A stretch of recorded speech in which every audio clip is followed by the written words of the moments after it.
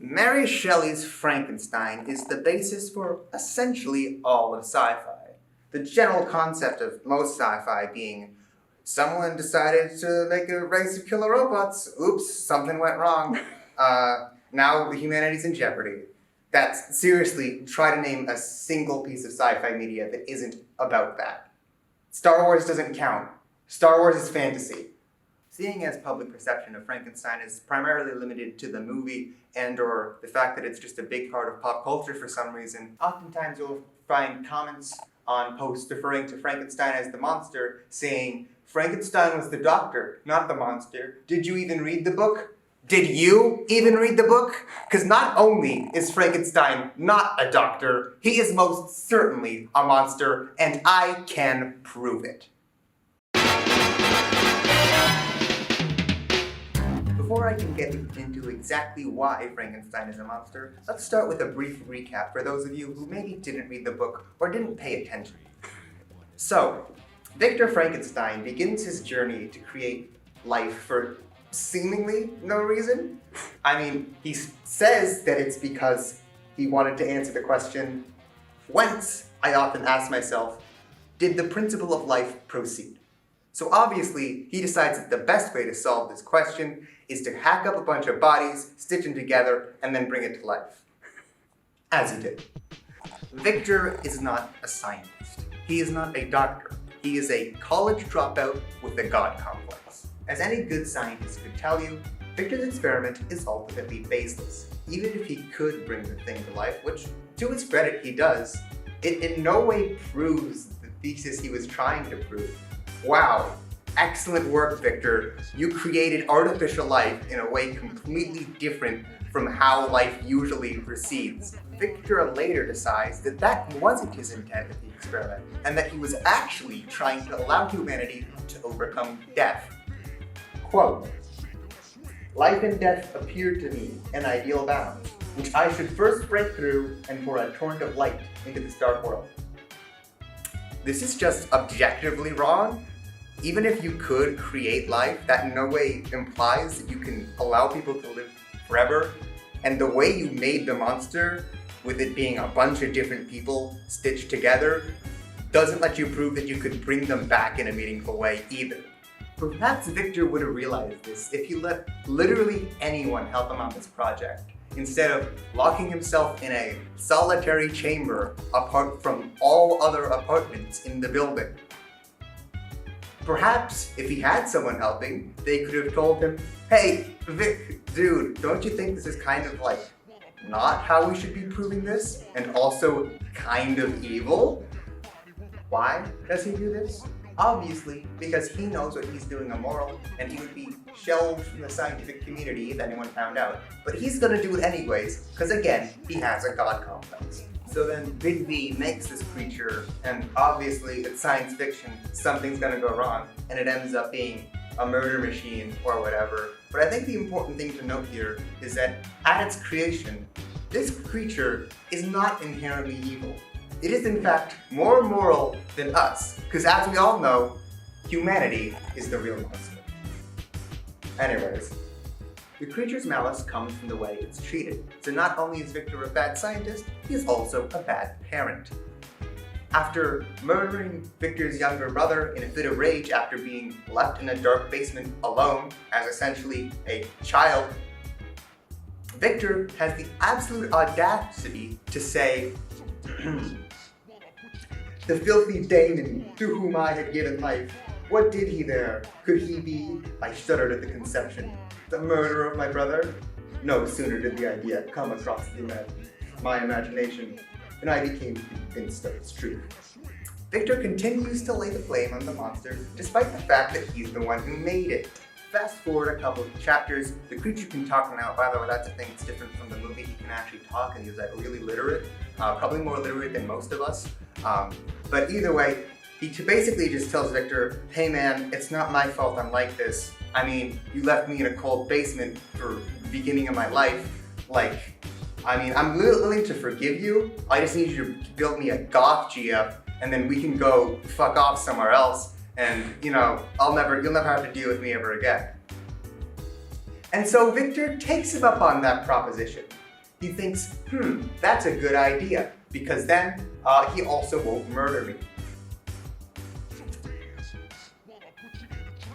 Well, he has this logical train of thought for about a week, and then he decides, no, and he thinks, what would be a good idea?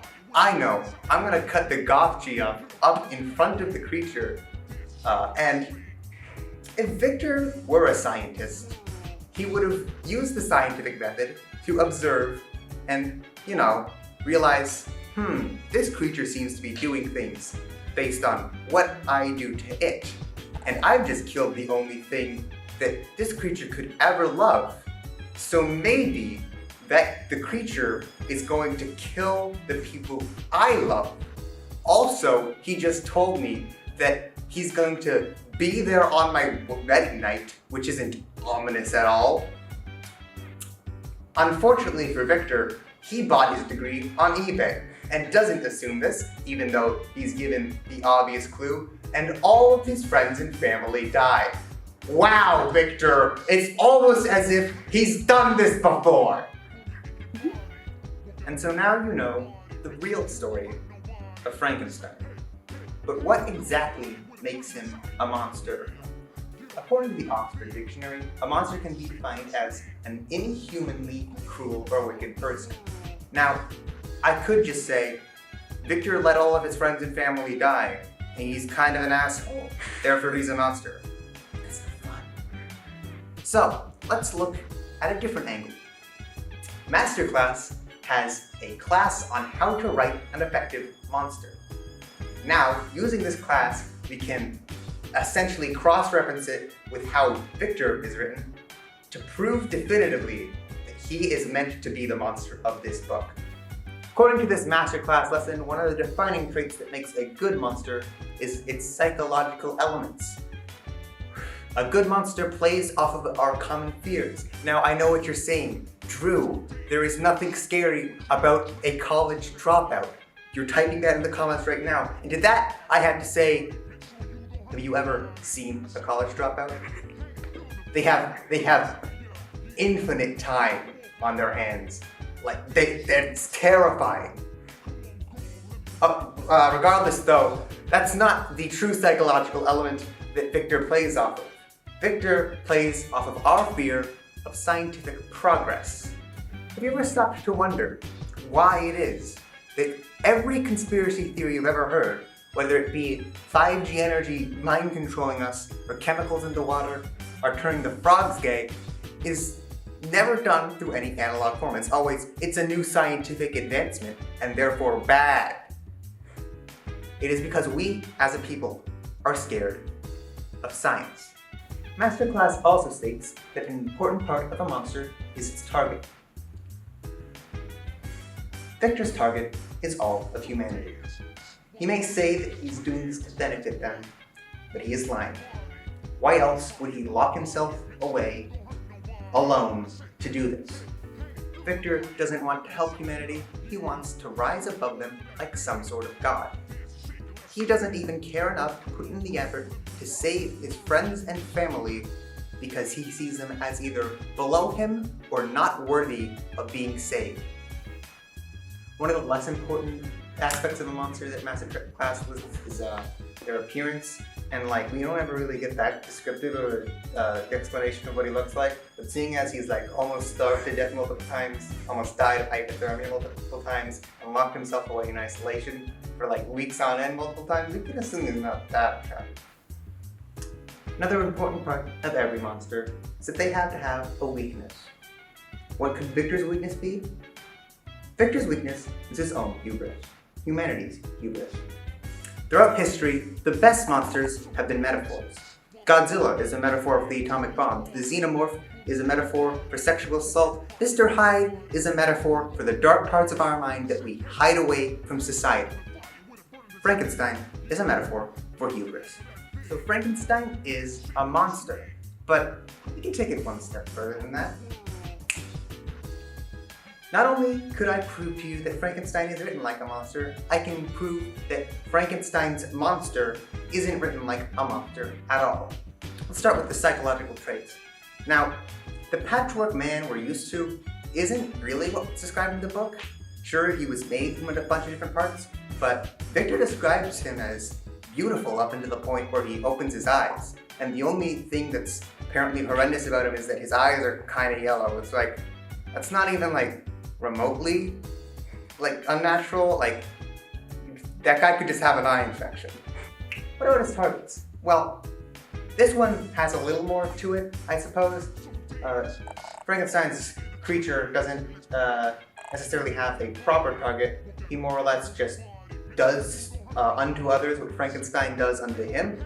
So when Frankenstein leaves him for dead, he kills Frankenstein's brother or whatever. Like, that's not like a super like huge motivation. He's just kind of like, you know, that's all he knows. So it's not his fault. He's not doing. Anyway, in terms of a weakness, well, for all we know, the creature is immortal. We never see him die in the novel. He kind of says that, oh, I'm going to die now, and then doesn't, and he just leaves, and we don't see him ever again. So that clearly doesn't add up. And what is the metaphor behind this monster? Well, there isn't one. There's nothing you could really say to make a metaphor out of him. He's just a thing. The only thing I could even remotely think of is like childlike innocence, which, no. So there it is. Everything about Frankenstein frames him as the true monster of this novel. Mary Shelley did a great thing with this novel. Not only did she birth an entire genre, but we can learn from the mistakes of Victor Frankenstein, and we can learn to, you know, not succumb to hubris. Now, if you'll excuse me, I have to go get back to creating my robot army in my basement alone. So I'll be back in like a week. I'm sure nothing's gonna happen to me. Seeing as... fuck.